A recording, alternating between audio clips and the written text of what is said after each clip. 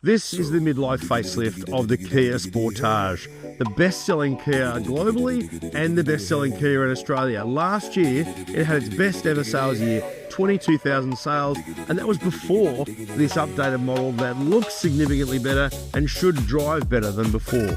At the front here, this is all completely new. We don't have the old boomerang DRLs of the old model. We now have the Alice Cooper eyes that run down the side just like the Sorrento to give this a completely new look. This is the GT line hybrid, so it gets this sort of vertical gridded section at the front here, kind of like a veggie grater. The lower step models change that around a little bit and have a different lower bar section here. This has the LED fog lights. They all get brand new alloy wheels, and there's also a new electric power steering tune. The previous model didn't have an Australian specific tune because of COVID, but now there's been time, that has been finessed. We'll find out more on our website when we drive the car.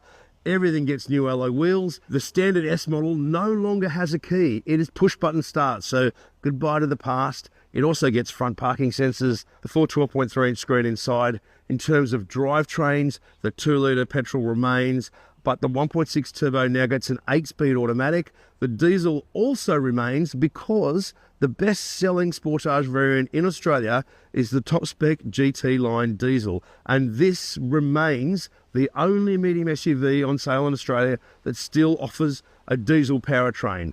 But the biggest news is with the hybrid. It's no longer just two specs in front-wheel drive. They are now both available in all-wheel drive. It has a little bit more power, 173 kilowatts, 4.9 litres per 100 kilometres combined for the front drive, 5.3 for the all-wheel drive. So it's right up the top of its class. And Kia Australia says that if it gets the supply, because we're competing with America for volume from Korea, they could also do an S hybrid in an entry-level model with this excellent hybrid drivetrain that remains virtually the same as before. Other changes include new rear light designs, new rear bumper bar designs. There are two new colours, Heritage Blue and Wolf Grey. They're both kind of pastelish to a little bit of a mid-century flair to the Sportage. Inside, the GT line gets a head-up display, and every single variant from base to top now comes with wireless smartphone mirroring for Apple CarPlay and Android Auto with a 12.3-inch screen, even in the base model.